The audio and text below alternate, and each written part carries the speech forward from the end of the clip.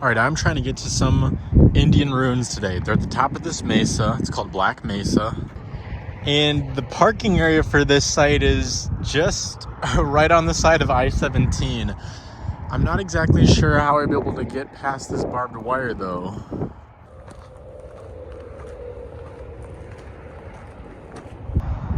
All right, so I parked way back there by the interstate.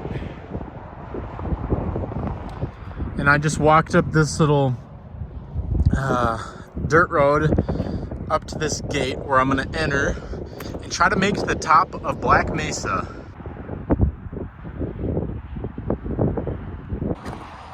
Black Mesa is the site of some Indian ruins that date back to about 800 AD. So they are very old ruins, and it'll be interesting to see them. They're Hohokam ruins, and we're familiar with that style. So there is no trail, no designated trail up to this site, so you just gotta find the best route and hopefully not fall into a cactus. Somebody piled up some pretty rocks right here. Lots of nice saguaros. Gotta watch out for this guy. Just for context, we're just north of Black Canyon City in central Arizona, and those are the Bradshaw Mountains to the west over there.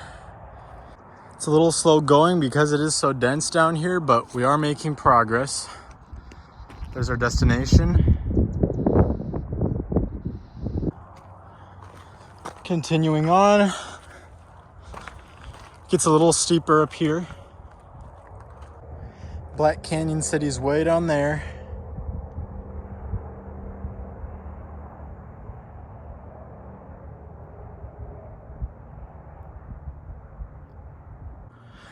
Looks like a good spot to take a water break. We're getting there. It's about 70 degrees right now.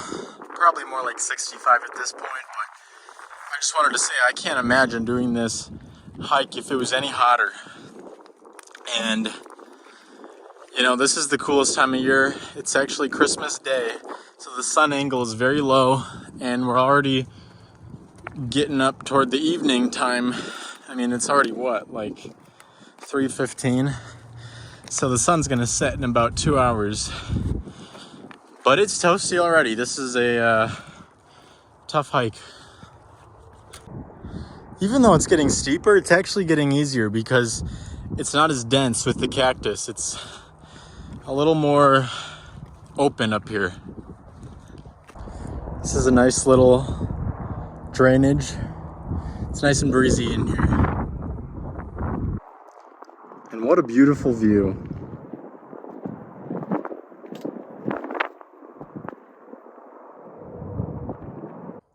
I've got a feeling that this ancient site is going to be pretty cool because I can already see a lot of the stone walls. There was no mud or adobe used to construct these walls that we are going to see up here pretty soon. So it's remarkable that 1,000 years later, over 1,000 years later perhaps, the walls atop this mesa are still pretty much intact.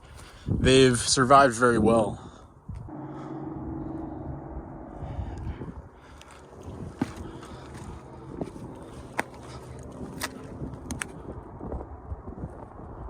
Oh, I see something up there.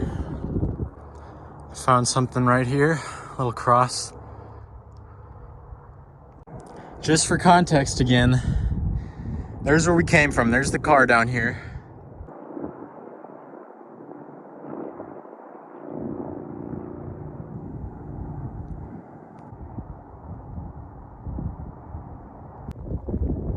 We've got a red-tailed hawk or something like that up here.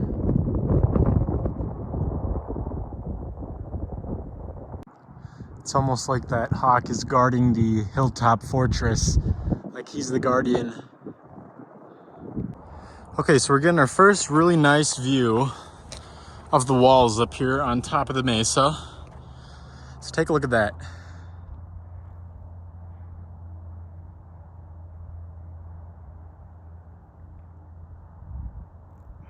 So since this set of ruins is in such a defensive spot, it makes sense that it's not very easy to reach. We have these cliffs. The cliffs that extend basically on 3 out of the 4 sides of this set of ruins, and so we have to access it from the more gradual sloping northwest side. I found a little trail that at the very least is used by animals, if not people. It's a little skinny one up here. And I think it's the best route for getting on top of the grassy mesa. This grassy mesa is at the southern end of Agua Fria National Monument. So obviously, this is all public land. Thousands of people zoom by every day on the interstate. Very few know this site exists. Probably the greatest danger out here is the teddy bear choy cactus, or really just cactus in general. It's not snakes and venomous lizards and things like that, although they do live here. The more ever-present threat would be the cholla, the worst cactus. But pretty looking, but the worst to, come in contact with. All right, I'm gonna have to find a better way to get down when I do get down, because I just went up this thing. Super steep, super sandy, talus slope. That's not gonna work for me. I'm not gonna do that again. I'm gonna have to just climb some of these little rock faces, because otherwise it'll be a long ways to go around.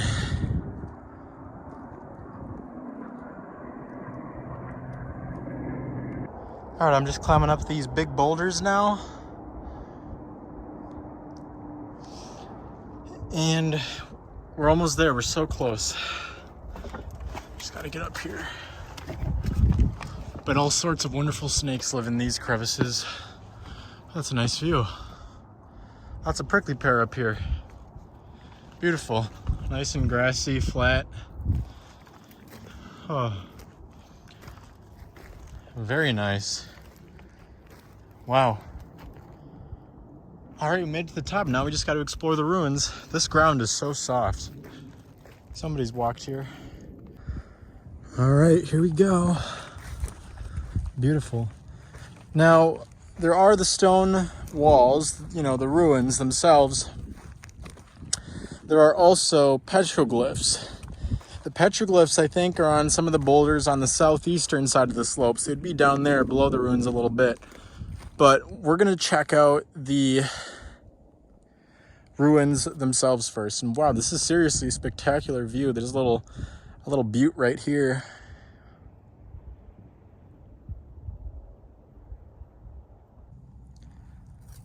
Got a little sign to mark this archeological site. Wow. Wow. This is a lot. This is a lot of rubble. Holy cannoli. And these walls are super thick, and a lot of them are standing very tall. I mean, look. Wow. Wow, look at this. Oh, geez. These walls are so thick. They're standing so tall still. Like, seriously, they're standing like 12 feet tall. And they're divvied up into so many different rooms. Let me just walk around so you can see that. Now, I'm walking on one of the walls. It is extremely thick. It is probably 4 feet wide. And they're standing very tall. But look at all that.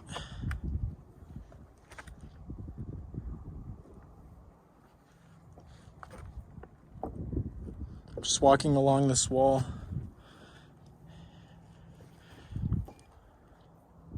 So many different rooms. Jeez.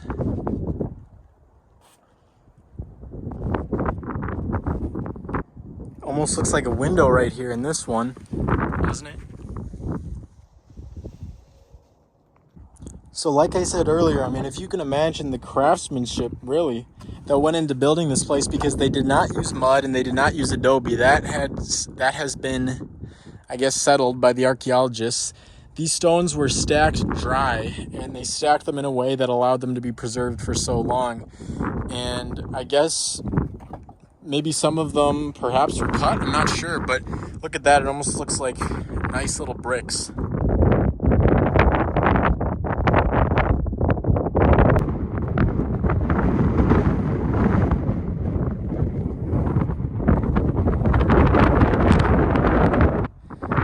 So many rooms in here. I'm gonna get inside one of the rooms so you get a better idea of what it's like in one of them, but seriously, it's like 1, 2, 3 rooms, 4 rooms wide, maybe, this structure, and like 1, 2, 3, 4, 5, 6, 7, 8, 9, at least like 10 rooms long. So this is super, super complex, this building. So now I'm in one of the rooms here, just to give you an idea of what it was like.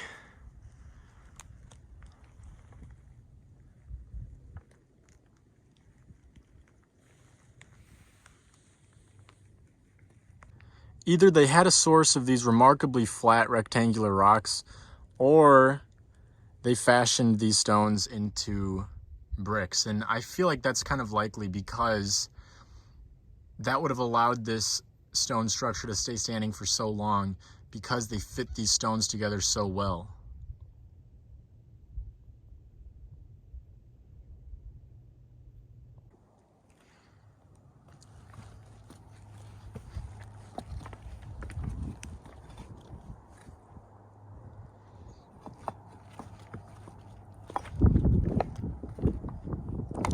This is a really tall one. Wow.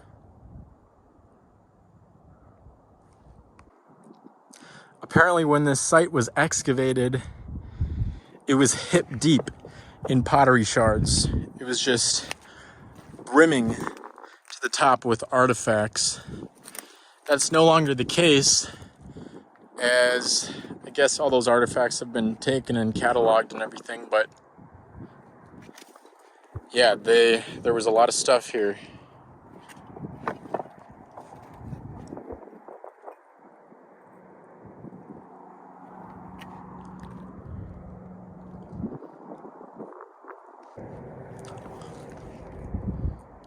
I'm assuming now that this wall was built next to this boulder. I don't think this boulder was put here. I think they just built a wall around it. So this would have been interesting if you think about, I don't know, maybe it was different back then, but there's a boulder in the middle of this room and there's rocks built on top of it and built around it. So it's interesting. There's a little hole right there.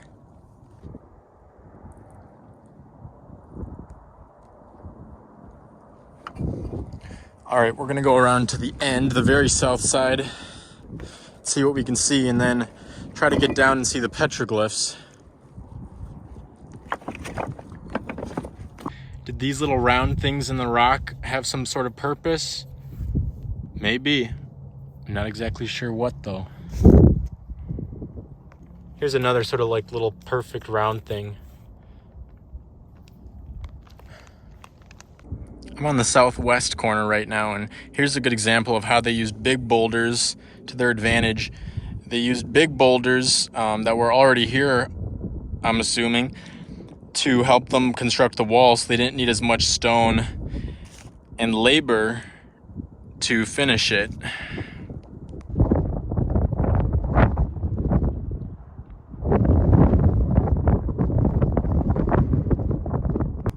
All right, so this is the southernmost corner of the mesa.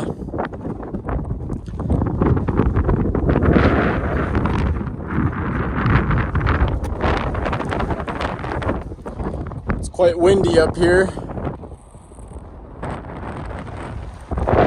It's probably windy here all the time.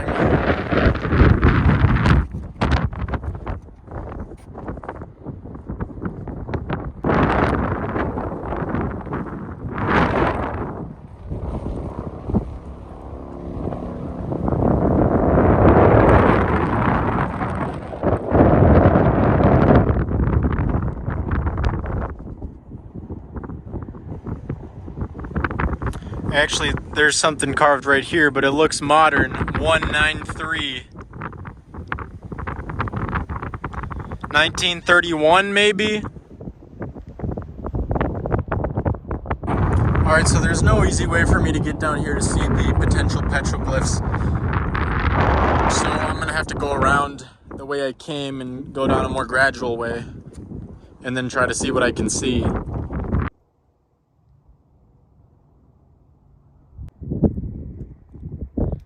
So the eastern walls are by far the most well preserved and the best looking, the tallest standing today.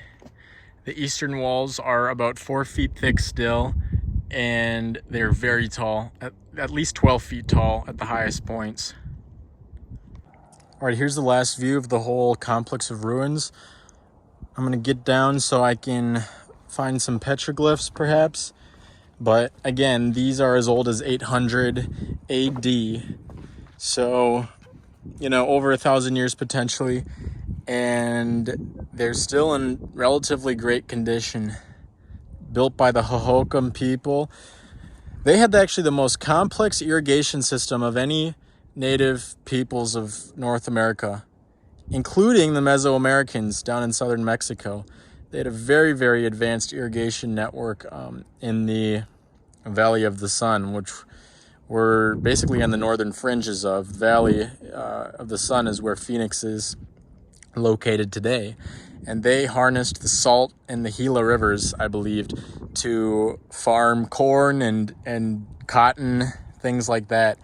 And they were an extremely prolific culture that had cultural connections to Mesoamerican cultures, including adopting certain sports and games that they had down there. And they also traded extensively up and down the southwestern United States, you know, the modern southwestern United States and modern Mexico.